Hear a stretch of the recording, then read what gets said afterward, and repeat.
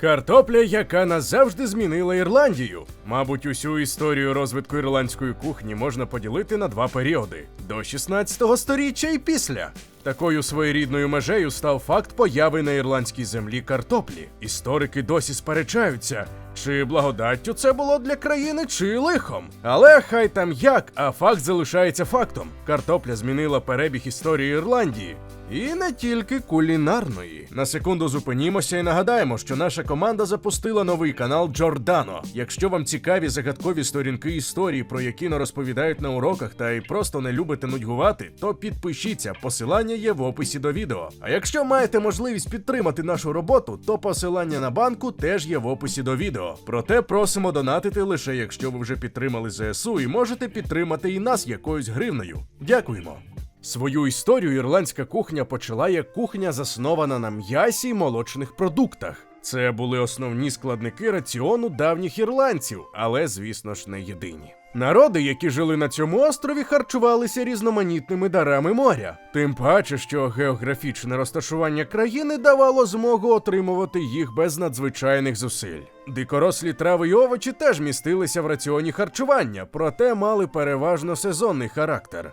Упродовж 2500 років до нашої ери землеробство було розвинуте досить слабко. Ситуація поліпшиться приблизно після 500 року до нашої ери, коли в Ірландію прийшли кельти. Тому, щоб забезпечитися відповідним запасом продовольства, ірландці передусім полювали і розвивали тваринництво. Годувальником народів була велика рогата худоба. Звісно, вирощували й овець, кіз, свиней і коней. Але, безумовно, пріоритет віддавали коровам. Улітку вони давали так зване біле м'ясо, так називали кисломолочний сир, а взимку забезпечували своїх господарів уже твердим сиром. Забій худоби починався восени. Оскільки корів цінували передусім за молочні продукти, то для зимового продовольства обирали старих особин, биків і покалічених тварин. Для тривалого зберігання яловичину засолювали, і це був досить такий дорогий продукт, який мав удвічі вищу цінність, аніж свіже м'ясо. Не тільки через його практичність, а й через дорожнечу самої солі. Бідняки засолювали свинину, найдешевше м'ясо. Також на зиму заготовляли кров'янку. Якщо звернути увагу на співвідношення домашніх тварин у ірландських господарствах, то можна сказати, що велика рогата худоба становила більшу частину. Свині приблизно 30%, а вівці й кози – до 10%. Свинину все одно вважали своєрідним делікатесом, незважаючи на її дешевизну. Бенкети без свинини були неповними, хоча на святкових столах завжди були присутні яловичина, баранина, оленина – найпоширеніші види м'яса в раціоні давніх ірландців. До ряду делікатесів можна додати ще й м'ясо борсука і тюленів.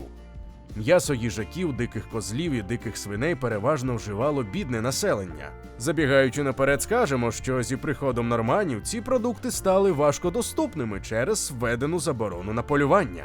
Заяче м'ясо також було звичайною стравою на столі ірландців. Кролятину стали вживати вже під час правління норманів. Дивно, проте зайчатину і кролятину тушкували в навмисно зіпсованому вершковому маслі, вміст води в якому досягав 20%.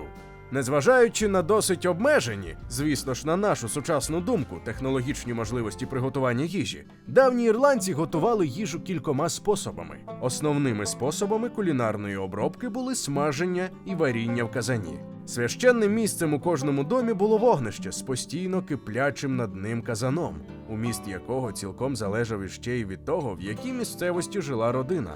Так, у прибережних общин набагато частіше, ніж у решти, з'являлися на столі рибні страви і страви з морепродуктів – устриць, мідій, креветок, крабів, літорин, морських водоростей. У казані готували різноманітні супи, юшки, бульйони. Страви вельми популярні у сучасній ірландській кухні. Супи готували з додаванням дикорослих трав, овочів, грибів. Що стосується м'яса, то його не тільки варили чи смажили на розпеченому камінні чи вертелі, а й тушкували. Для цього в каменях видовбували канавку, в яку ставили чашу з невеликою кількістю води і шматками м'яса. Щоб постійно підтримувати відповідну температуру води, каміння, яке починало остигати, заміняли на гаряче. Таким чином можна було готувати навіть ногу баранця, попередньо обгорнувши її соломою. Звісно, для цього потрібна була не одна година. Цікавий метод приготування домашніх птахів і їжаків. Цих тварин не патрили, не потрошили. Цілі тушки обмащували глиною і поміщали у вогонь. По спливанню певного часу готовності для кожного виду м'яса, розтріскану глину знімали, а разом із нею від тушок відставали пір'я й голки, а невипотрошене м'ясо вважали ароматнішим. Як уже було зазначено, молоко було найважливішим харчовим продуктом, і вживали його в усіх властивих йому станах: свіже, кисле, сире, масло, сирні маси і навіть прогіркле масло. Сири робили як із коров'ячого, так і з овечого молока. Найнижчі верстви суспільства пили так зване зелене молоко – сироватку, яка залишалася після виготовлення різних типів сирів. Із молока також готували й своєрідні солодощі. Його змішували з ірландським мохом – це така морська водорость, і медом, і їли як десерт разом із сезонними фруктами. Такі ласощі й досі готують у деяких частинах Ірландії. Основними злаками, з яких ірландці пекли хліб, були овес і ячмінь. Ці культури найстійкіші до дощового острівного клімату. Вівсяний хліб їли зі м'ясом, умочуючи його в соуси і підливки. Крихтки вівсяного хліба додавали замість згущувача до різних тушкованих страв. Жито й пшеницю також вирощували, проте не в такій великій кількості. Серед кельтів був поширений пшенично-житній хліб, який називали суржею. Хліб, який пекли винятково зі пшеничного борошна, був доступний не кожній родині. А найкраще біле борошно припасали для випічки солодких пирогів із яйцями і медом, які готували тільки на свята чи значущі події. У важкі голодні часи хліб пекли з бобів, гороху чи жолудів, змішаних із якимось зерном. Інший вид випічки на взірець булочок готували з суміші пшеничного борошна, спалених морських водоростей, кислого молока і збродженого соку кислих плодів. Шматочки тіста загортали в листя дикої капусти і поміщали на гаряче каміння під казан. Злаки також використовували для приготування супів, тушкованих страв, каш. Зазвичай на сніданок подавали густу щільну вівсяну кашу, а на вечерю – рідку. Вівсянку їли як гарячу, так і холодну. Велика кількість вирощуваного зерна йшла на виробництво пива. Ірландське пиво приправляли травами, медом, спеціями. Його пили гарячим і холодним. І було воно надзвичайно поширене серед усіх верств населення. Мед, який вважають найдавнішим напоєм, здатним п'янити, ледь не обожнювали. Він починав і закінчував трапезу. Зі збродженого меду і настояної на травах води зі спеціями варили медове вино, яке на кінцевій стадії свого приготування розбавляли додатковою порцією меду. До такого пряного напою додавали чебрець, розмарин, вереск. Іншим спиртним напоєм, який любили давні ірландці, було вино з тернових ягід. Із ягід робили пюре, попередньо добре їх прокип'ятивши. Залишали при кімнатній температурі на певний час. Далі додавали мед, поміщали суміш у щільно закупорену посудину і закопували її в землю на 6 тижнів, по чому проціджували її і пили. Портрет рибної кухні, як важливої складової ірландської кухні, можна позначити такими штрихами. Серед риб найдорожчим був лосось. Йому навіть приписували магічні властивості. Лосось був найкращим подарунком, тому що символізував собою здоров'я, довговічність, силу, благополуччя й успіх. Відома одна ірландська легенда, яка розповідає про лосося, котрий зберігає всі знання світу, і той, хто спіймає його, стане таким самим розумним. Окрім лосося, високо цінували форель. Цих риб готували на вертелі, зробленому з яблуневих дерев, щоб риба набула багатшого аромату і кольору. З морських риб ірландці вживали в їжу тріску, хека, мерланга, скумбрію, морських коників, а з річкових – окунів, плотву і інших. На зиму сушили і солили таких риб, як отоселедець і скумбрія. Любили ірландці рибні супи.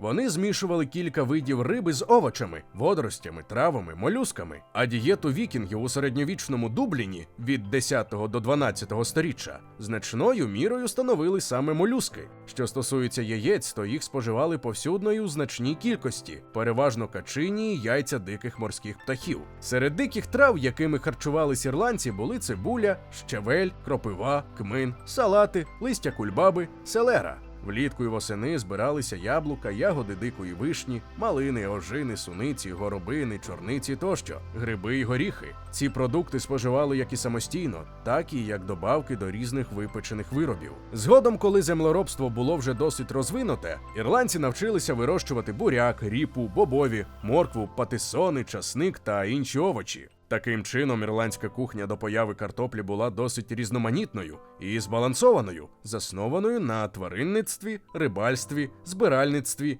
і примітивному землеробстві. Вона відображала тісний зв'язок народу зі природою і його здатність використовувати всі доступні ресурси острівного середовища для забезпечення власного виживання.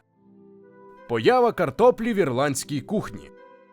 Великі зміни в ірландській кухні відбулися з відкриттям нового світу, оскільки саме в цей період були завезені нові продукти, зокрема й картопля, яка нині стала одним із 4 основних продуктів харчування в раціоні різних культур. Вона стоїть у одному ряду з рисом, пшеницею і кукурудзою. Проте найбільшої популярності у Ірландії картопля набула упродовж минулих 3 сторіч. Іспанці привезли картоплю до Європи 1570 року, а 1573 року її почали продавати на ринках як продукт харчування. Британських островів картопля досягла аж у 1590-ті роки, і спочатку її використовували тут лише як декоративну рослину. Ірландці були першими, хто побачив харчову цінність картоплі. 1663 року її вже вважали основним продуктом у ірландській кухні. Це був надзвичайно доступний продукт, популярний як на столі дворянської знаті, так і на столі бідняків.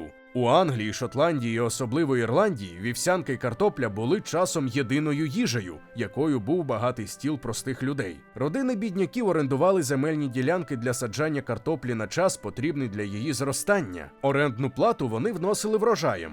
При цьому частини врожаю, яка залишилася, родині вистачало на те, щоби прогодуватися впродовж зими. У 16-17 сторіччях населення Ірландії почало збільшуватися доволі швидкими темпами, і переважно приріст населення відбувався через бідні верстви суспільства. Раціон, який становили картопля, вівсянка і молоко, давав змогу прогодувати навіть дуже велику родину завдяки своїй поживності. Дещо згодом через економічне і політичне становище Україні різко повищили ціни на хлібні злаки, пшеницю, овес, і це спричинило ще більшу залежність від картоплі серед багатьох верств населення Ірландії. Нею не тільки харчувалися родини, а й годували домашню худобу. Та безумовно цієї їжі не вистачало, чимало родин втрачало своє єдине багатство – корів. Унаслідок цього і ціни на молоко, і усі молочні продукти різко злетіли, становище селян було вкрай важким.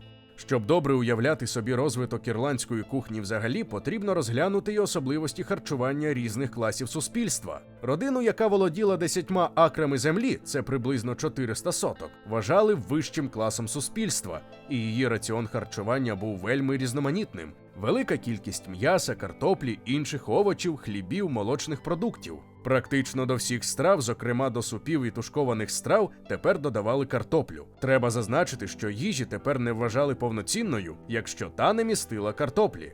Найпевніше ті страви, які зараз зазвичай вважають традиційними ірландськими, народилися саме в цей час, на початку 18-го сторіччя. Для безземельних бідняків і розорених фермерів становище було надзвичайно важким, а їхній раціон харчування був більше, ніж скромним. Картопля і солоний оселедець узимку чи картопля з капустою влітку. Така сильна залежність від урожаю одного продукту харчування робила населення дуже вразливим. 1739 року настав перший великий голод. Це сталося через занадто холодне літо, яке знищило увесь урожай картоплі. Другий страшний голод настав 1845 року і був спричинений хворобою картоплі – фітофторою. Через голод 1845 року загинуло приблизно 200 тисяч чоловік, а впродовж 1846-47 років – понад 1 мільйон. У ці роки відбувається масова еміграція населення, а понад 3 мільйони чоловік залишаються за порогом бідності і змушені жити на милостиню, а також урядову підтримку, яка виражалася у порціях супу. Ірландія стала відома як країна жебраків. Населення країни скоротилося на 50%, але картопля, яка і стала причиною голоду і смертей, залишилася найважливішим продуктом харчування ірландців. Повертаючись до суперечки мудреців і філософів, чи благом була картопля чи лихом, нам важко відповісти однозначно. Цій країні картопля дала багато, і багато таки забрала. Утім, Ірландія не відмовилася від цього продукту, тож зараз картопля, як і раніше, посідає одне з найчільніших місць у харчуванні сучасного ірландця. На сьогодні це все. Якби вас зацікавило відео про сучасну ірландську кухню, то дайте нам знати про це у коментарях. А ми зичимо вам гарного вечора і зустрінемося вже дуже-дуже скоро.